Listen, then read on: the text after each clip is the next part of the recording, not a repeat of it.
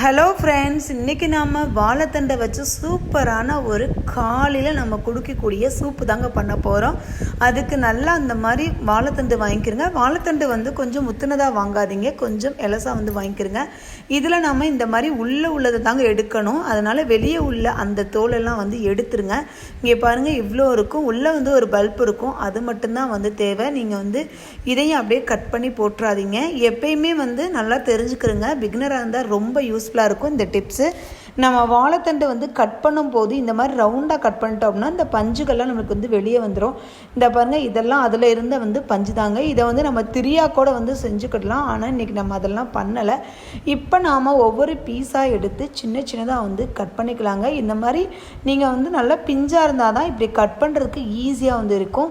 இதே கொஞ்சம் முத்தின தண்டாக இருந்தது அப்படின்னா நம்மளுக்கு வந்து கட் பண்ணுறதுக்கு ரொம்ப லேட் ஆகுங்க.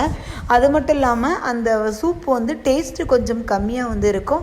காலையில் நம்ம இந்த வாழைத்தண்டை வந்து ஜூஸ் போட்டு கூட குடிக்கலாம், இந்த மாதிரி சூப்பு வச்சும் குடிக்கலாம். ரொம்ப சூப்பராக வந்து இருக்கும். உடம்புக்கு ரொம்பவே வந்து நல்லதுங்க. அதான் வந்து ரொம்ப முக்கியம். குழந்தைங்களுக்கு இந்த சூப்பு நான் சொன்ன மெத்தடை ஃபாலோ பண்ணி நீங்கள் வந்து செஞ்சு கொடுத்தீங்க அப்படின்னா அவங்க வந்து அட்டகாசமாக வந்து குடிச்சிருவாங்க. உடம்புக்கு ரொம்ப ஆரோக்கியமாக வந்து இருக்கும். இப்போ நம்ம வாழைத்தண்டு எல்லாத்தையும் வந்து கட் பண்ணியாச்சு. இந்த மாதிரி சின்னதாக வந்து கட் பண்ணிக்கிறங்க. அப்போ தான் உங்களுக்கு வந்து ஈஸியாக வந்து இருக்கும் அவியறதுக்கு. ஏன்னா நம்ம பெருசாக அப்படியே போட்டோம் அப்படின்னா அவியறதுக்கு லேட் ஆகும். ரெண்டாவது அதனுடைய சாரெலாம் வந்து இறங்காது.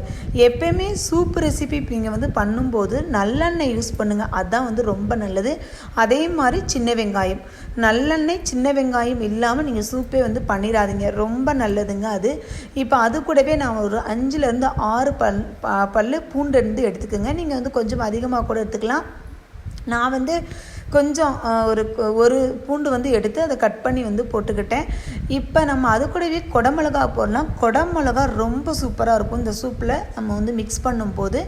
இது கூடவே வந்து பச்சை மிளகா கூட நீங்கள் வந்து ஆட் பண்ணிக்கலாம். நம்ம வந்து லாஸ்ட்டாக தான் அதை போட போகிறோம். இல்லை நீங்கள் பட்டை மிளகா போடுறீங்க அப்படின்னா பட்டை மிளகா கூட போட்டுக்கலாம், அது உங்களுடைய விருப்பம் தான்.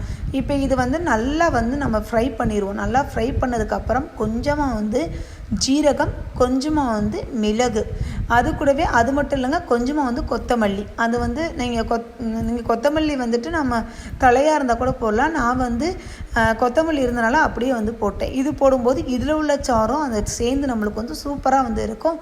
இப்போ நறுக்கிய வாழைத்தண்டை அது கூட போட்டு மிக்ஸ் பண்ணி நல்லா கொஞ்சம் நேரம் வந்துட்டு நாம் வந்து வதக்கிடலாங்க. வதக்கினதுக்கு அப்புறமா இது கூடவே வந்துட்டு கொஞ்சம் மஞ்சத்தூள் வந்து ஆட் பண்ணிக்கலாம். ஆட் பண்ணிவிட்டு இதை திருப்பியும் வந்து நம்ம நல்லா வந்து வதக்கிக்கலாம். எப்போயுமே இந்த வாழைத்தண்டு வந்து சூப் போட்டு குடிக்க மாட்டாங்க, இதை வந்து நல்லா பொரிச்சு தான் சாப்பிடுவாங்க. நீங்கள் ஒரு முறை இந்த சூப் மட்டும் பண்ணி பாருங்கள், அவ்வளவு டேஸ்ட்டாக வந்து இருக்கும். இப்போ நாம் வந்துட்டு ஒரு 10 மிளகு, ஒரு 4லேருந்து 5 பச்சை மிளகா போட்டுட்டு நல்லா இந்த மாதிரி வந்து கொஞ்சம் நிறையாவே தண்ணி ஊற்றிக்குங்க. இப்போ 5 பேர் இருக்கீங்க அப்படின்னா ஒரு 6 டம்ளர் அளவுக்கு வந்துட்டு தண்ணி வந்து ஊற்றிக்குங்க. ஏன்னா ஒரு டம்ளர் வந்து வத்தட்டும், அதுக்காக தான்.